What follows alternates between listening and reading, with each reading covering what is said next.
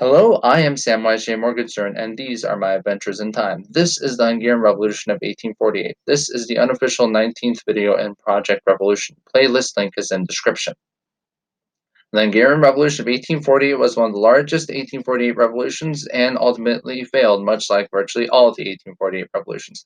The causes were complex and intrinsically connected to the nation's politics, and leaders of the revolution included politicians like Kossuth Lajos, generals like Gorgey Artur, foreign adventurers like the Polish Ben Joseph, and poets like Petőfi Sándor.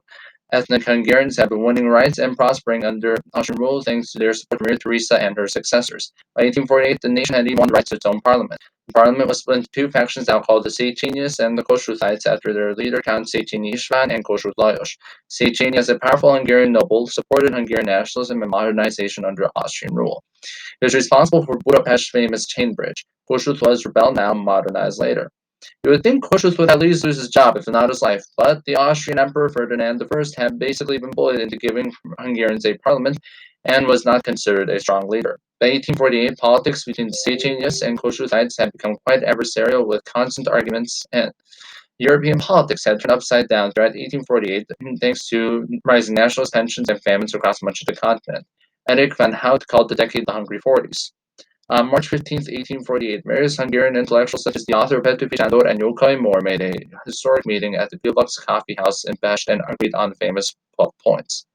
These are as follows: freedom of the press, independent Hungarian government in Budapest, annual meetings of the National Assembly in Pest, civil and religious equality before the law, national army, universal and equal taxation, the abolition of the Edicium, and basically serfdom and aristocratic privilege that give nobility the exclusive right to own agricultural land, juries and courts based on legal representation, national bank, a requirement for the national army to take a constitutional oath and come home, the release of all political prisoners, and union with Transylvania. These were delivered before 20,000 people, and revolution would spread throughout the land. This led to more concessions from Ferdinand, including a cabinet that had Kossuth as finance minister and Count Lajos Batthyány as prime minister. Retired Hungarian officers and young officers serving with Austria began to defect to the revolution, most notably Gorgey Artur, who took up leadership of the Hungarian army called the Honvéd. The army of 170,000 Honvéd soldiers marched to aid the Vienna Revolution, but they were savagely defeated at Strahat. An invasion by Count Josip Jelaschit further complicated the problem. Marshal Vindisgrates invaded with Austrian regulars shortly after that. Gorgey rebuilt the Hungarian army with the aid of defecting officers such as Klapka Gyorgy and the Polish rebel Ben Joseph. Pem was a Polish rebel from an earlier uprising that was forced to escape in ladies' clothing to take command of the Honvéd in Transylvania.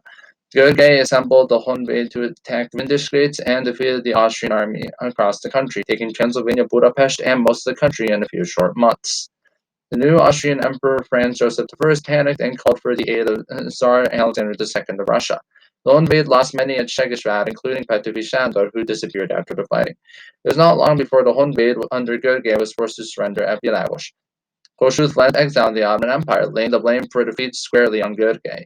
The officer died in obscurity 67 years later, and his reputation would continue to be debated. Batthyány was executed by firing squad for his actions. Then served the Ottoman army until his death in 1850. He converted to Islam during his service, leading to the Catholic clergy denying his burial on Polish soil. The Polish constructed an elaborate tomb over a lake in one of the funniest moments in history. Kossuth did a speaking tour in England and America to gain support for a second uprising, but was unsuccessful. He died in Turin in 1894, waiting for his free homeland.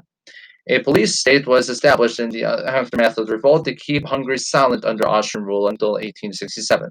His government is also connected with the famous revolutionary atrocity of the 13 Martyrs of Arad, in which 13 Hungarian officers of the Honvéd that used to serve Austria were executed at a military tribunal on October 6, 1849. The government refused to compromise with Hungarian liberals such as Deák Ferenc until 1867. Suddenly, massive territorial losses and the great ascension of Prussia led to the formation of Austria-Hungary. Sources are in the description, and don't forget to like, comment, and